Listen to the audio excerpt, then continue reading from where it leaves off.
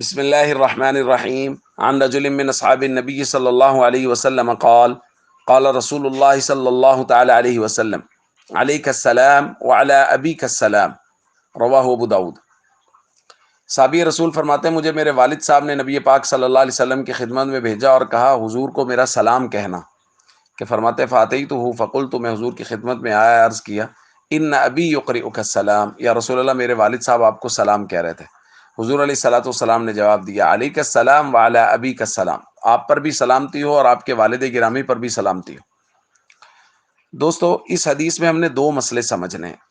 ایک تو یہ ہے کہ کسی کے ہاتھ سلام بھیجنا، کسی کے واسطے سے سلام بھیجنا، کہ کوئی آدمی سفر پہ جا رہا ہے تو وہاں کچھ اعزا اقربا رہتے ہیں تو اس آدمی کو کہنا کہ میرے فلاں عزیز کو، دوست کو میرا سلام کہنا، یہ جائز ہے۔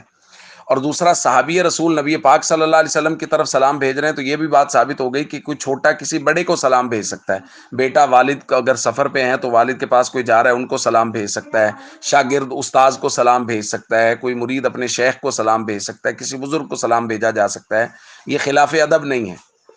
اور اس سے اگلی بات یہ ہے کہ اگر کوئی سلام بھیجتا ہے کسی کے ہاتھ تو اس کے جواب دینے کا طریقہ کیا ہے؟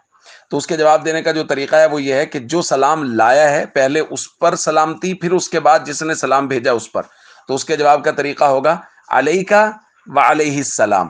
اور بعض لوگوں نے کہا ہے کہ اس دونوں جگہ واو داخل کر دیں، وعلیکہ وعلیہ السلام۔ کسی نے سلام کہا تو اس کا جواب اس طرح دیا جائے گا وعلیکہ وعلیہ السلام یا علیکہ وعلیہ السلام، کہ آپ پر بھی سلامتی ہو اور جس نے سلام بھیجا ہے ان پر بھی سلامتی ہو۔ تو اگر کوئی سلام بھیجو تو اس کے سلام کے جواب کا طریقہ یہ ہے جو نبی پاک صلی اللہ علیہ وسلم نے تلقین فرمایا ہے۔ اور یہاں دونوں جگہ سلام کا لفظ بھی بولا جا سکتا ہے علیک السلام وعلیہ السلام، کہ آپ پر بھی سلامتی ہو اور جنہوں نے سلام بھیجا ہے ان پر بھی سلامتی ہو۔ السلام علیکم ورحمۃ اللہ وبرکاتہ۔